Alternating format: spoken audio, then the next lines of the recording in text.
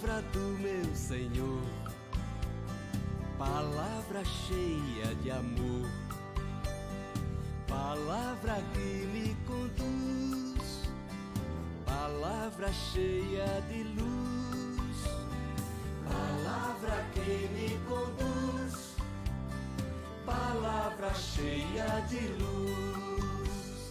Eu vou viver a palavra, leva-la quem precisar. Palavra cheia de vida, palavra sobre o altar. Eu vou viver a palavra, leva-la quem precisar. Palavra cheia de vida, palavra sobre o altar.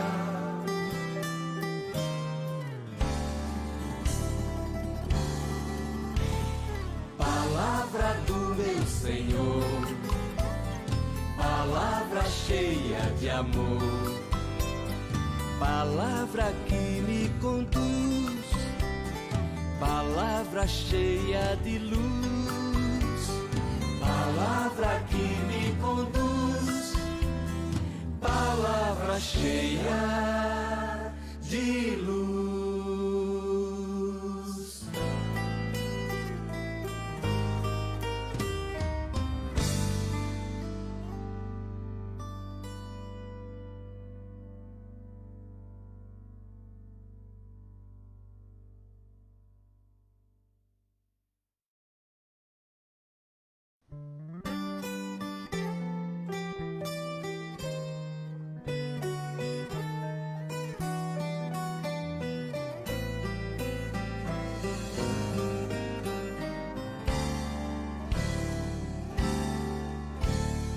Palavra do meu Senhor, palavra cheia de amor, palavra que me conduz, palavra cheia de luz, palavra que me conduz.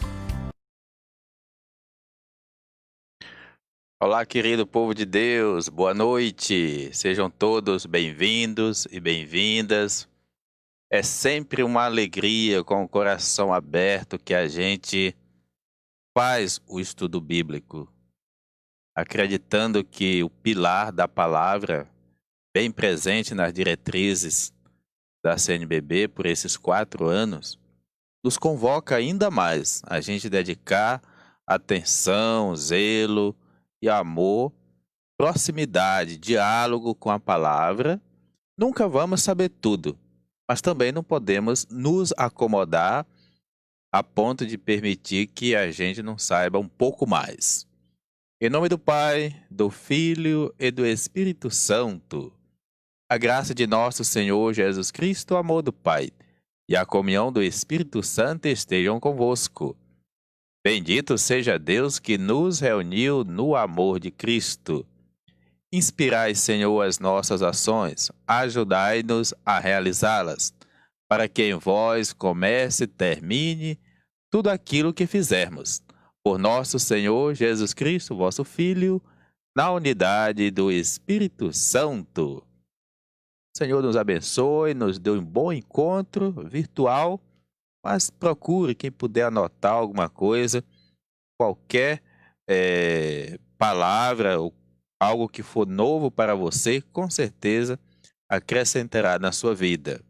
Em nome do Pai, do Filho e do Espírito Santo. Amém. Então, nós vamos sempre a esse esforço, essa tentativa da gente fazer uma introdução bíblica.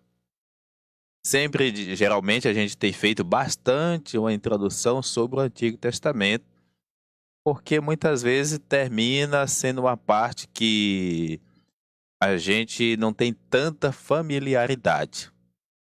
Mas o pecado pode ser grave também se a gente não tiver um acesso à realidade social do tempo de Jesus, principalmente para a gente entender algumas coisas, algumas colocações, as opções de Jesus, compreender a realidade daquele tempo. Por isso que a gente vai fazer uma sequência de colocações aqui. O material também é do Centro Bíblico e a gente vai atualizando de acordo com a nossa realidade também. Assim, vamos lá. Uma introdução ao Novo Testamento. O Novo Testamento, sabendo, lembrando, sempre fazendo uma memória, que ele é composto de 27 livros. Esses 27 livros foram escritos em gregos. Se o Antigo Testamento levou 1000 anos, o Novo Testamento, mais ou menos, um pouco mais de 100 anos, já estava concluído. Lembrar que ele começa com os 4 evangelhos, Mateus, Marcos, Lucas e João. Depois o livro dos Atos dos Apóstolos, escrito pelo evangelista Lucas, pelo ano 85. Depois vem as cartas paulinas. Certamente você deve lembrar alguma dessas cartas. Escreva aí alguma carta que você lembra. Então, carta de São Paulo aos Romanos, aos Gálatas, aos Filipenses, aos Coríntios. Depois vem outras cartas chamadas cartas pastorais ou cartas universais, dedicada até com o nome de outros apóstolos. E vai concluir com o livro do Apocalipse de São João. Todos os domingos e em todas as celebrações, a gente lê algum dos evangelhos. Por isso é importante saber também qual foi o primeiro evangelho a ser escrito. Foi o evangelho de Marcos, mais ou menos pelo ano 70. Aí o contexto a gente deve lembrar da Guerra Judaica. 15 anos depois, foram escritos os evangelhos de Mateus e Lucas. E só bem mais tarde, mais de 30 anos depois, é que foi escrito o Evangelho de João. Esses primeiros 3 evangelhos, Mateus, Marcos, Lucas, são chamados evangelhos sinóticos, evangelhos que têm alguma semelhança a mais entre si. Depois o Evangelho de João, dado que foi escrito um pouco mais tarde, então o contexto muda um pouco e por isso as terminologias, os termos, a realidade também. O que é mais importante a gente dizer de início sobre o Novo Testamento? É sempre importante ter presente a realidade do tempo de Jesus. Os dados que a gente vai colocar aqui, pode ser que alguém diga, nossa, isso não nos interessa. Gente, nós estamos em um estudo. Não é uma pregação bíblica, pelo amor de Deus. Uma pregação se faz durante o encontro, sei lá, pode até fazer, de repente, uma live sobre uma pregação, coisa assim. Mas aqui uma oportunidade de estudo. Estudo significa ter acesso àquilo que normalmente você não conhece e que você precisa conhecer. Ninguém nasceu sabendo que 2 mais 2 é 4. Precisou alguém dizer. E assim, do português e do tudo quanto a gente sabe. Então, também sobre a Bíblia. Os dados que a gente coloca aqui, a gente no dia a dia não vai lembrar de todos. Mas alguma coisa, pelo menos, nos ajuda a compreender e ter uma chave de leitura da Bíblia. Por isso, vamos lá investir aqui no nosso tempo dentro do nosso horário. Como funcionava a sociedade no tempo de Jesus e a sua proposta? Veja o que vamos estudar, o que está previsto aqui. Como vivia o povo no tempo de Jesus, quem mandava no povo e no país de Jesus, porque havia tantos pobres, como era a religião daquele tempo, e Jesus o que fez e ensinou. Então, essa primeira parte são dados e informações gerais. Mar Mediterrâneo, a Palestina. Ali nós temos a Palestina. Jesus não caiu do céu, assim como a Bíblia não caiu do céu, vindo de outro planeta. Acreditamos que ele veio de Deus, sim, mandado pelo Pai. Esta é a Palestina vista do alto pelo satélite. É a terra onde ele nasceu, cresceu e viveu em uma certa época da história. Terra de Canaã, terra de Israel, terra prometida, terra santa, Palestina, são os vários nomes que essa mesma região recebeu. Então guarde, terra de Canaã, terra de Israel, terra prometida, terra santa, Palestina.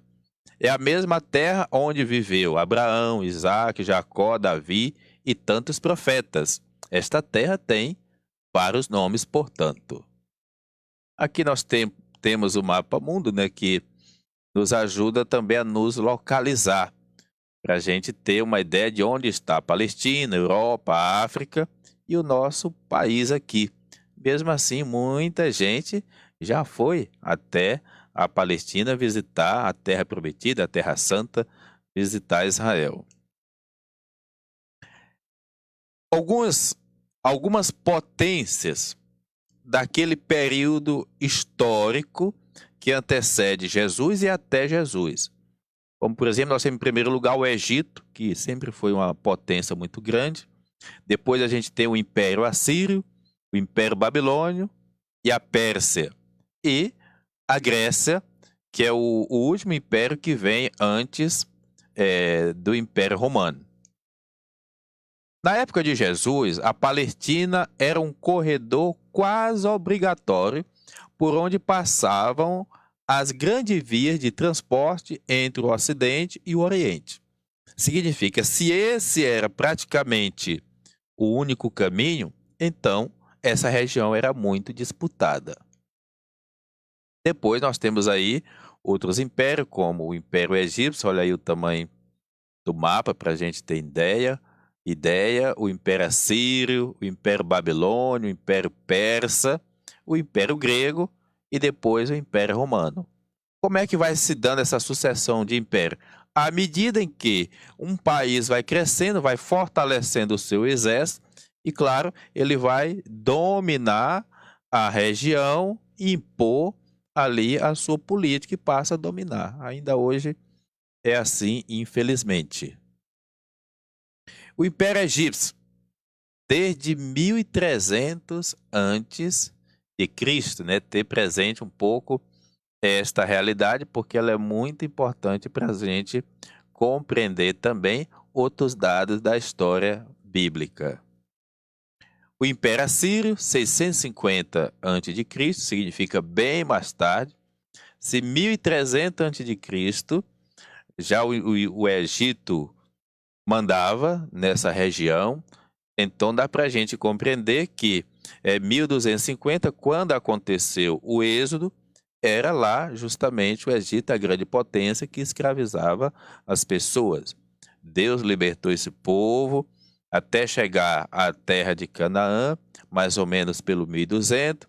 Depois, no ano 1000, o povo passou a adotar, abandonou o sistema tribal que eles viveram como experiência por 200 anos, do ano 1210 até o ano 1000. E ali não tinha exército, não tinha imposto, não tinha rei, não tinha nem sacerdote. As celebrações eram feitas pelos pais de família.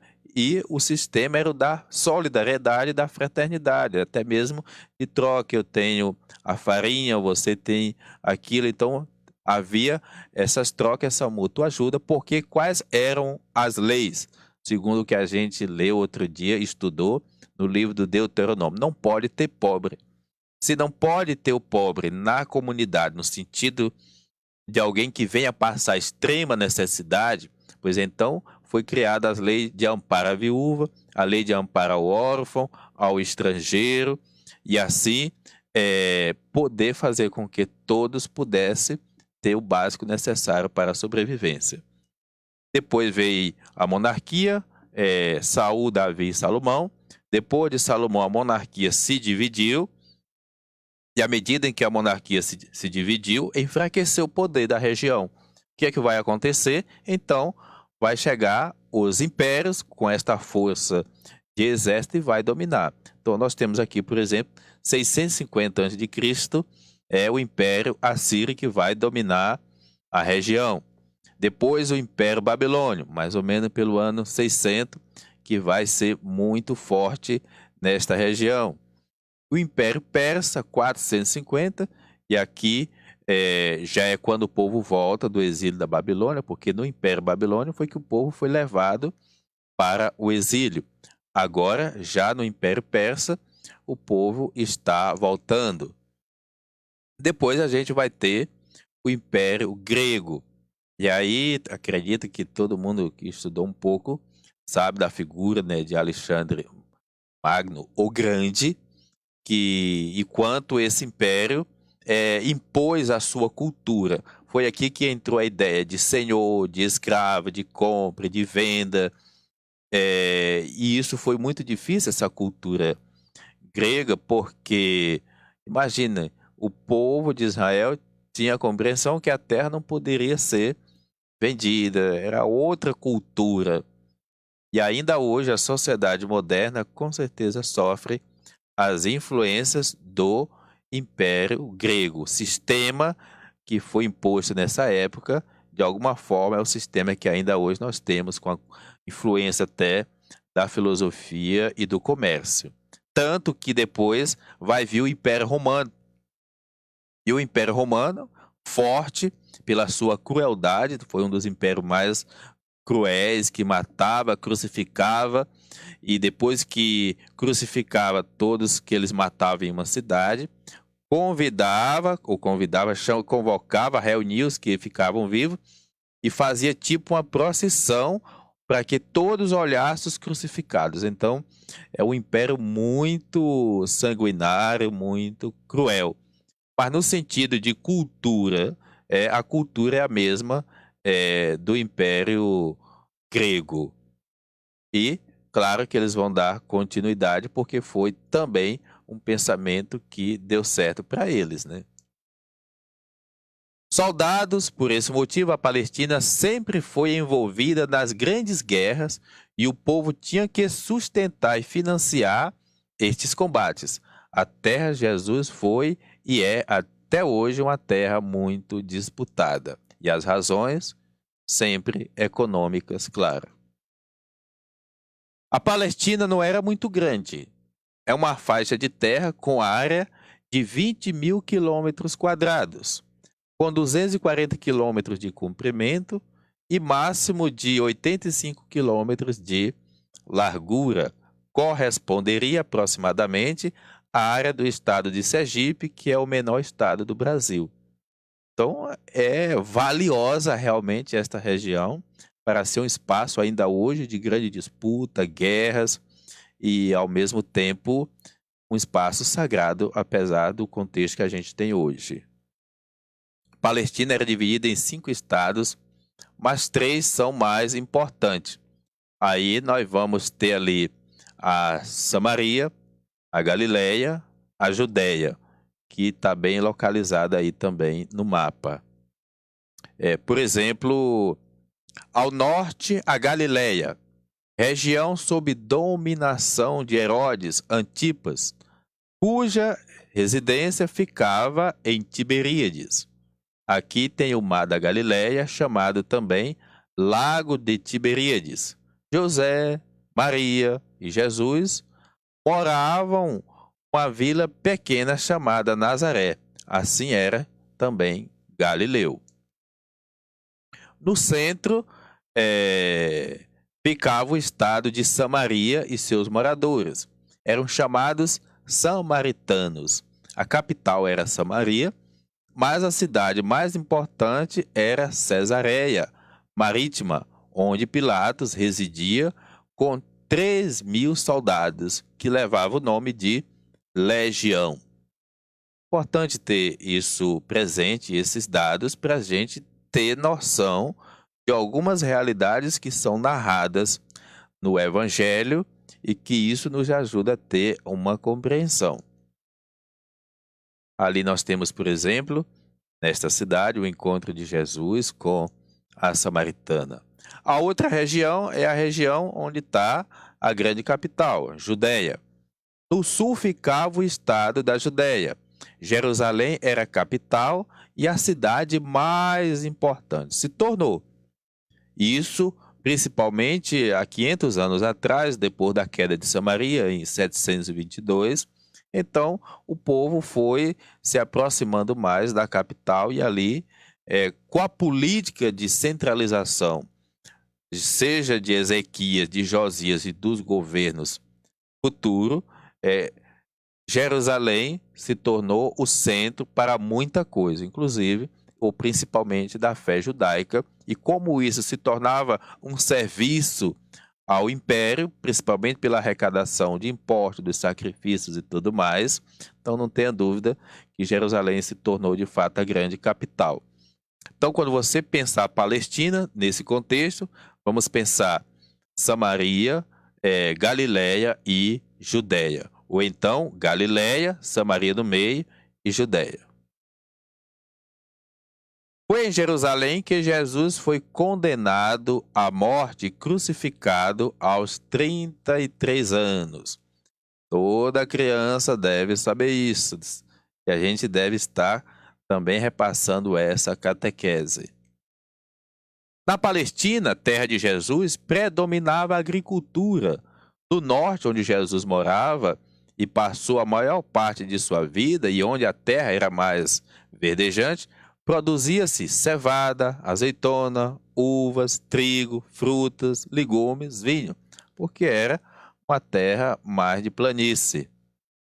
A Galileia é uma terra muito plana e fértil. A maioria da terra fértil pertencia a quem? A quem dominava, a Herodes e sua família. Estas cidades, por exemplo, que recebem esse nome, Herodíades ou nomes assim, é porque à medida em que ia vencendo as guerras, colocava o nome da família, o nome dos generais de quem ia conquistando. O lago Tiberíades, vem de Tibério, significa o imperador, é o maior lago de água doce de Israel. Também é conhecido como o Mar de Tiberíades, Lago de Genezaré, Lago de Quinerete ou Mar da Galileia. Então, não é que seja o mar normal, né? Mas ali como que um braço do mar, poderíamos dizer assim. O lago mede pouco mais de 21 quilômetros de norte a sul e tem apenas 43 metros de profundidade. Então aqui a gente tem uma pequena referência desse lago que também vai receber vários nomes, mas é o mesmo lago ou o mesmo mar. Neste grande lago, a pesca era muito comum e por isso existiam associações de barco para a pesca. Pedro e André, por exemplo, faziam parte de uma delas. Foi junto a este lago que Jesus chamou algum de seus apóstolos. Ou seja, Jesus se aproximou dessa realidade, viu, sentiu, ei, vocês aí, venham cá, vinde e segui-me. E eles deixaram tudo e seguiram Jesus.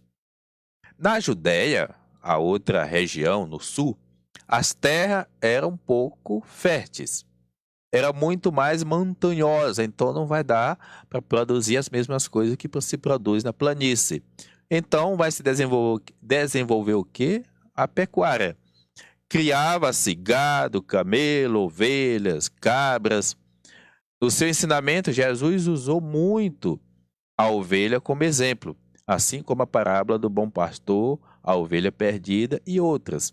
Como vai muitas vezes usar a imagem da semente, do fermento, elementos próprios da natureza, mas da sua realidade daquele tempo. Nas cidades, como as aldeias, havia muito trabalho de artesanato, que se destacava, por exemplo, jarros, pratos, tecidos, roupas, perfumes, couro e até artigos de luxo. Tudo era feito manualmente. Tinha também profissões como carpinteiros, operários de pedreiros, tecelão. José, o pai de Jesus, era um simples carpinteiro. E sem dúvida nenhuma, Jesus aprendeu com ele esta profissão porque era passada de pai para filhos. No tempo das colheitas, eram utilizados muitos camponeses, assim como para espremer uvas, azeitonas e para trabalhar nos celeiros. Para o trabalho na terra era o arado, o martelo, o machado, né? Não tinha a indústria que a gente tem hoje. Além disso, existiam também pequenas indústrias de fundo de quintal, como forjas de ferro. Estes trabalhavam por conta própria. Eram todos chamados de artesãos. Havia também trabalhadores de construção da área civil. E é admirável porque imagine quantas coisas extraordinárias, grandiosas, foram construídas ainda em tempos tão remotos. Mas à custa de quê? Escravos. Não tinha a tecnologia que tem hoje, por isso escravo nunca se mandou, sempre foi mandado.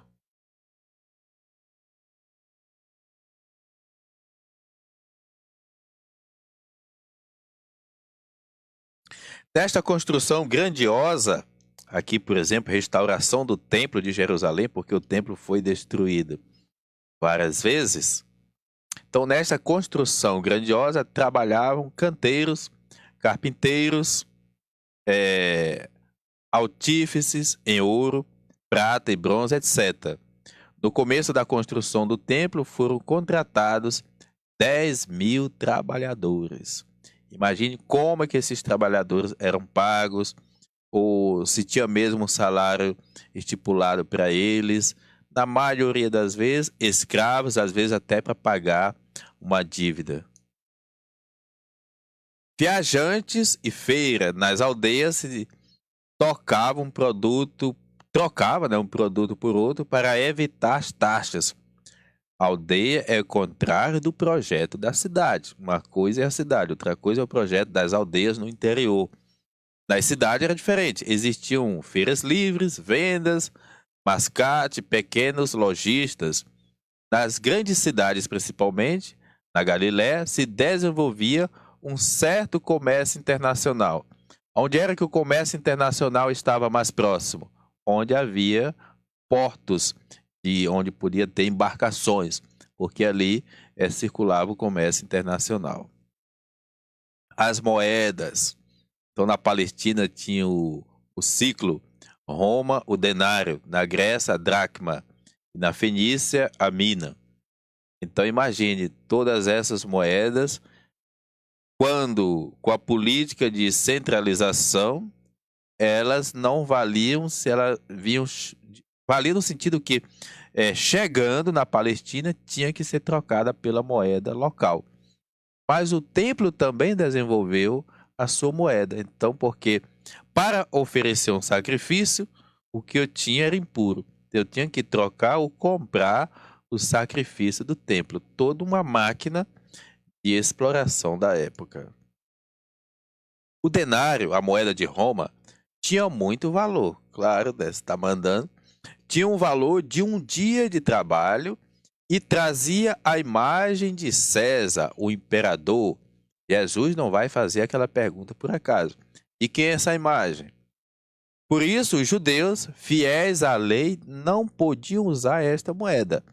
Era uma dessas moedas que os discípulos dos fariseus traziam no bolso quando perguntaram a Jesus se devia ou não pagar o imposto a César. O transporte dos produtos também não era fácil, era muito difícil. No deserto era feito com camelo, no mar da Galiléia usava-se os barcos e remo ou a vela, e para as montanhas usava-se o jumento. As regiões eram montanhosas. As estradas eram ruins e pouco seguras, porque havia ali os saques, os assaltos, né? Apesar disso, havia um comércio intenso. Evitava-se viajar sozinhos. As caravanas ofereciam mais segurança contra agressões de bandidos de toda espécie. Quando Maria e José perderam Jesus, estavam numa dessas caravanas, por exemplo, que era a ocasião da Páscoa, quando juntava mais gente. Um dos grandes centros comerciais era Tiberíades, na Galiléia, perto de Nazaré. aqui tinha o palácio de Herodes Antipas. Ele construiu esta cidade e, para agradar o imperador de Roma, Tibério, chamou a cidade de Tiberíades. Era uma região de estradas e rotas de caravanas comerciais. Era o centro de consumo e artesanato de luxo. Sem dúvida, aqui a gente tem um pouco a imagem mais geral de Jerusalém na sua época. Sem dúvida nenhuma, o maior centro de atividades comerciais era Jerusalém. Aqui vemos Jerusalém na época do Novo Testamento. Vemos também alguns dos principais lugares onde aconteceram fatos importantes na vida de Jesus. Então ali nós temos, por exemplo, Vale do Enom, Palácio de Herodes, Piscina de Siloé, Vale do Cedron, o templo está lá todo murado, Fortaleza Antônia, Piscina de Betsaida, onde lá também tem aquele que recebeu a cura, o Getsemane, pouco uma visão, né, para quem já tem alguma cultura bíblica, certamente compreende mais um pouco o que nós estamos vendo nesse momento. Jerusalém era uma cidade com mais ou menos 30 mil habitantes e muito mal situada. Estava numa região árida, sem vias de comunicação, com 800 metros acima do nível do mar, com falta d'água e falta de matéria-prima, mas era o centro mais importante para a formação religiosa dos judeus. Então, onde tem o centro, com certeza ali há manipulação também. Logo fora dos muros da cidade de Jerusalém, tinha um cemitério. Muita gente se estabelecia em Jerusalém a fim de morrer naquele lugar considerado santo e ia para lá para ser enterrado. Ali se realizaram a ressurreição e juízo final segundo os judeus. É aqui que vai nascer um pouco aquela ideia do chamado Campo Santo. Jesus é a sociedade do seu tempo, as raízes da pobreza, por exemplo, os pobres. Na época de Jesus existia muita miséria, doenças e marginalização. Em nenhum outro lugar da Bíblia se fala tanto de pobres e marginalizados como nos evangelhos, os 4 evangelhos. A situação era muito tensa, difícil. Quem está por detrás desta miséria toda é o Império Romano. Isso nessa época, começou em 63 a.C., com a sua maneira de explorar o povo da Palestina, principalmente através dos impostos fiscais. A Palestina tinha o maior número de impostos fiscais para controlar. Isto implica o recenseamento que o imperador César Augusto fez para poder cobrar os impostos de todos. Porque aí ele ia saber quantas pessoas haviam, quantas crianças estavam nascendo, e a partir dali controlar. Chamava parte de um plano chamado Pax Romana. Impostos romanos, templo. Os impostos eram muito pesados. O povo tinha que pagar impostos para os romanos e impostos para o templo, imagine. Porque o imposto civil e o imposto religioso. Os impostos somavam mais que a metade da riqueza produzida pelo agricultor, pelos camponeses, artesãos e comerciantes da Palestina, do cidadão comum. Mas pessoas, nesse sentido, eram escravizadas também. Os poderosos. Para conseguir isso, os romanos tinham como seus aliados o próprio governo da Palestina. Seu representante, Pôncio Pilatos, na Samaria e na Judéia, o sumo sacerdote, chefe do Sinédrio, que era o governo de 72 sacerdotes, que governava o templo. Então, mas o imperador era que mandava neles. E Herodes Antipas da Galileia. Estes cooperavam na exploração dos camponeses e artesãos. Quer dizer, uma organização muito grande. Repetir para que a gente possa... Estou indo um pouco rápido porque são mais informações. Importante a gente pelo menos saber que elas existem, né? Pilatos, sacerdote, Herodes. Para conseguir isso, os romanos tinham como seus aliados o governo da Palestina. Isso nos ajuda a entender o que está escrito em João 18 e 19, no julgamento de Jesus. Seu representante, Pôncio Pilatos, na Samaria e na Judéia. O sumo sacerdote chefe do Sinédrio e Herodes Antipas na Galileia, a região de Jesus. Estes cooperavam na exploração dos camponeses e artesãos. Imposto pago aos romanos. Colheita dos que trabalhavam com a lavoura, 25%. Depois tinha que pagar o pedágio, 10%. 11% da amona. Total, 46% só de impostos. Veja os impostos pagos aos romanos: 25% das colheitas, 10% pedágio e alfândega, 11% da amona, chamada também de corveia, que servia para alimentar as tropas do exército romano.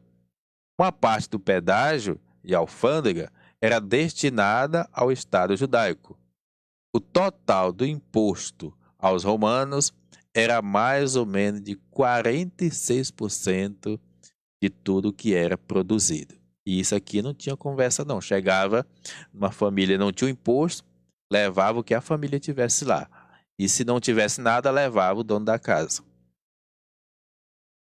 Para o templo, era oferecido mais ou menos 14% da renda familiar. Constava do seguinte: as primícias, que são, digamos que, os primeiros frutos que você produz, os primeiros animais, que são as primeiras crias, os primogênitos, no caso, os primeiros animais, o dízimo, mais 10%, a dridracma, uma oferta anual dada em dinheiro e igualmente para todos. Jesus também deu esta oferta. As primícias eram os primeiros e os melhores frutos da terra. Os primogênitos eram os primeiros que nasciam tanto dos animais quanto das pessoas do sexo masculino, porque ia oferecer o sacrifício. Os primogênitos das pessoas eram resgatados oferecendo o animal em seu lugar, como no caso de Jesus. O dízimo incluía 10% de toda a colheita e da produção dos animais. Uma parte desta era dada aos pobres. Por exemplo, as sinagogas era onde funcionava aquilo que hoje a gente chama assistência social.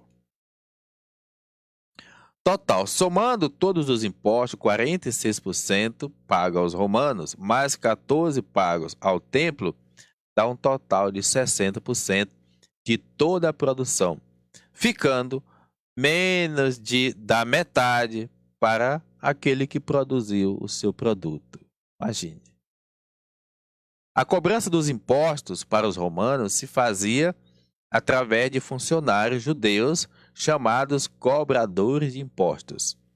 Assim como foi o caso de Mateus ou Levi, muitos cobradores de impostos mal conseguiam viver, pois os romanos forçavam a recolher dos seus irmãos pobres o imposto que muitos não tinham condições de pagar.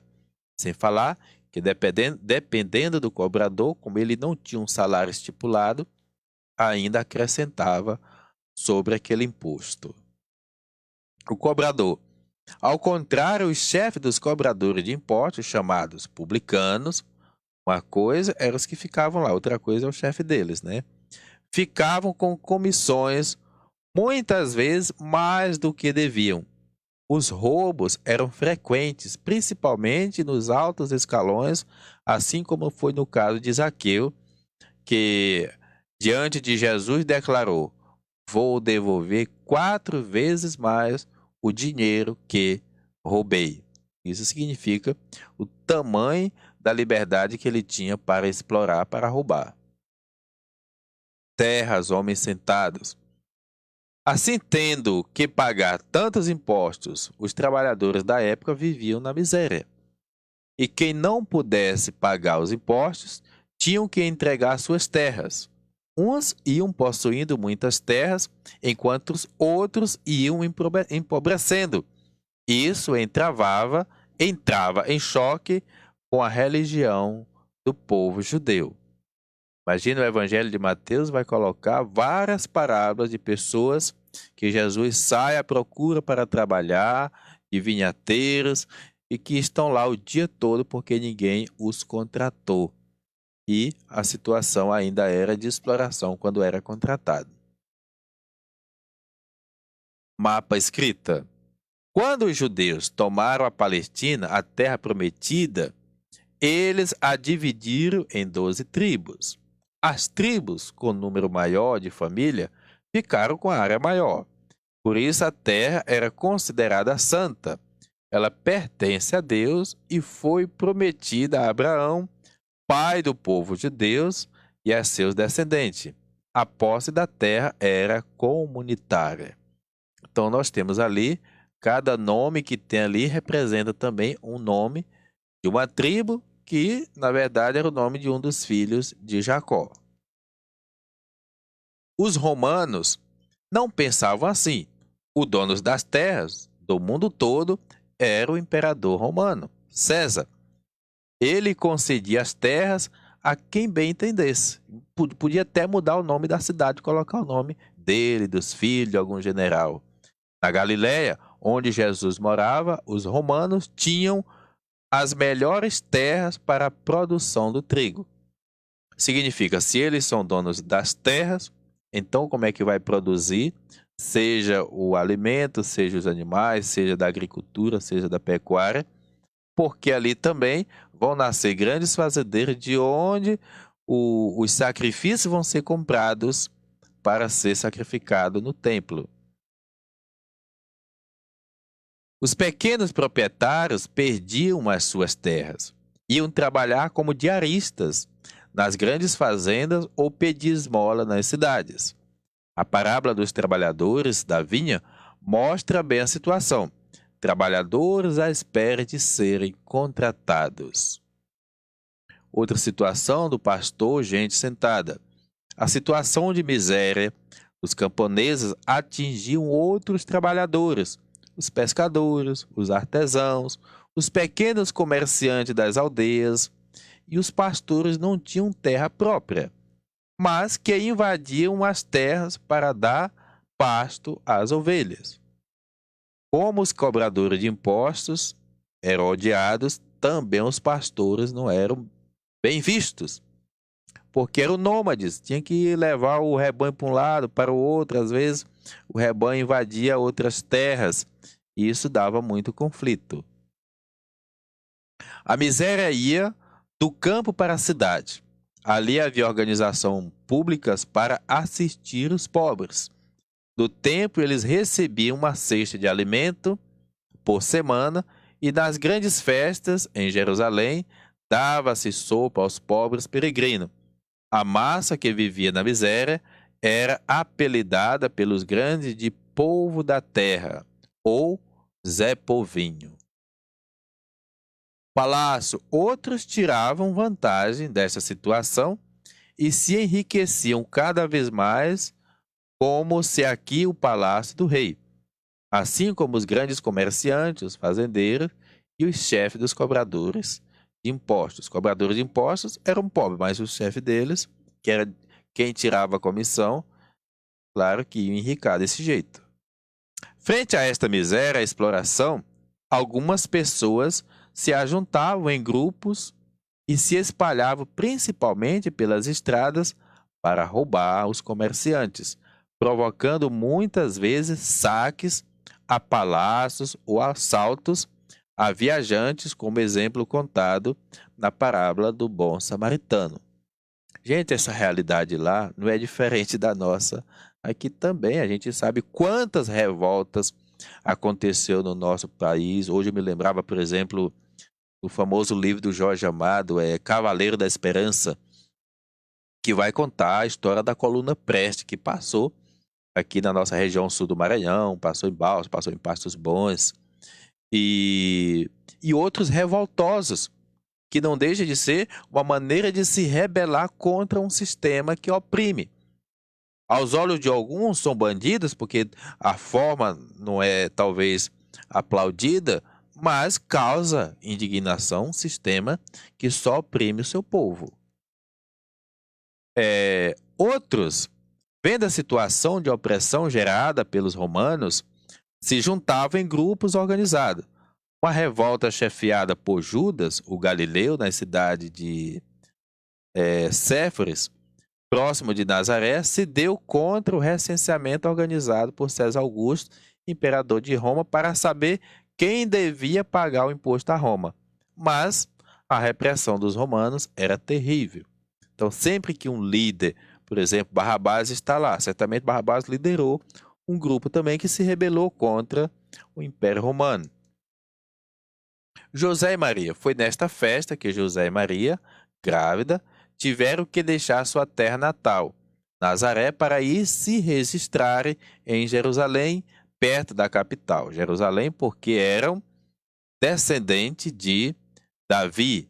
Era uma viagem de mais ou menos 130 quilômetros, da Galiléia até chegar ao sul, onde estava a capital. Foi neste clima de inquietação social que Jesus nasceu em Belém. Mais tarde, Jesus critica duramente a situação de miséria em que vive o povo, da mesma forma que Moisés se dignou quando tomou conhecimento da escravidão que estava no Egito e percebeu que aquele povo era o seu povo. Na parábola do Lázaro, pobre e do rico, comilão, isto é bem claro. Os pobres viviam das migalhas que caíam da mesa dos ricos, sendo que pobres e ricos eram filhos do mesmo pai Abraão e deviam viver igualmente. Veja a capacidade de interpretação do autor bíblico. Na Palestina, havia dois tipos de servos. O escravo judeu, que após 6 anos de trabalho, a lei judaica escrita na Bíblia lhe garantia a liberdade. Tinha também o escravo de origem estrangeira, que era escravo a vida inteira. Um judeu se tornava escravo ou servo de um senhor para conseguir pagar sua dívida contraída ou de furto que fez, não tendo como restituí-lo. A maioria trabalhava no campo, mas eram bem tratados. A lei judaica proibia a venda de escravos judeus a estrangeiros. Mas uma coisa é a lei no sentido religioso, mas o imperador não é religioso. Ele é pagão, né? A lei judaica proibia, mas o rei Herodes, para acabar com a marginalização na Palestina, vendia os ladrões judeus também para os estrangeiros. O escravo estrangeiro, com todos os seus filhos, era propriedade total do seu senhor. Não podia possuir bem algum. Como qualquer objeto, podia ser vendido, dados como herança. Eram entregues sem apelação e a toda sorte de maus tratos, castigos. As escravas mulheres eram submetidas aos desejos sexuais de seus patrões. Para o judeu, ser chamado de escravo ou servo era uma das piores injúrias. Assim se compreende a revolta dos judeus contra Jesus quando os chamou de escravos ou servos. E aqui a gente tem a famosa pirâmide. É igual a de hoje. Lá em cima, a gente tem ricos e poderosos, que hoje no mundo representa 5%, mais ou menos os ricos, que a gente chama hoje de classe média, e os pobres. Esta é a pirâmide social do tempo de Jesus. Em cima tinha os ricos poderosos, no meio tinha os mais ou menos ricos, mais embaixo, bem largona, em número bem maior, tinha os pobres trabalhadores. E lá embaixo tinha os excluídos. Sumos sacerdotes também estavam lá em cima, chefe de sacerdotes, rei, família, grandes fazendeiros, grandes comerciantes. Esses aqui é a pirâmide só na escala de ricos. Lá em cima estão os sumos sacerdotes, chefe de sacerdote, rei, famílias, grandes fazendeiros e grandes comerciantes. O mais ou menos rico, quem era? Pequenos comerciantes, pequenos proprietários, funcionários da corte, do templo, levitas, cantores, chefe dos publicanos e artesãos, proprietários de oficinas. Os pobres, os trabalhadores. Trabalhadores da corte, do templo, levitas, quer dizer, havia levitas com terra, mas havia levitas também escravos. Guardas, sacerdotes, pobres vindo do campo, pescadores, trabalhadores diaristas, trabalhadores do comércio, pequenos artesãos, cobradores de impostos. Os excluídos, esses, imagine, mulheres, crianças, samaritanos por uma questão cultural, mendigos, escravos, judeus, estrangeiros, doentes, possessos. Quem era considerado possessos? Para a gente não pensar que era espírito, aquela coisa como alguns gostam de dizer. Não, possessos eram pessoas que tinham deficiências psicológicas, ou então transtorno psicológico, leprosos, cegos, paralíticos, coxos, etc. Assim, a gente conclui hoje o nosso estudo. A gente agradece quem esteve aí presente, quem nos acompanhou. 45 minutos de palestra, de encontro. Você pode assistir novamente com mais calma, anotar, e que tenha sido uma contribuição aí na sua bagagem bíblica. Vale a pena conhecer a realidade para que você possa fazer uma interpretação correta do texto bíblico. Deus nos abençoe, nos dê uma noite santa. Em nome do Pai, do Filho e do Espírito Santo. Amém. Palavra cheia de luz, eu vou viver a palavra, leva-la quem precisar. Palavra cheia de vida, palavra sobre o altar. Eu vou viver a palavra, leva-la quem precisar. Palavra cheia de vida, palavra sobre o altar.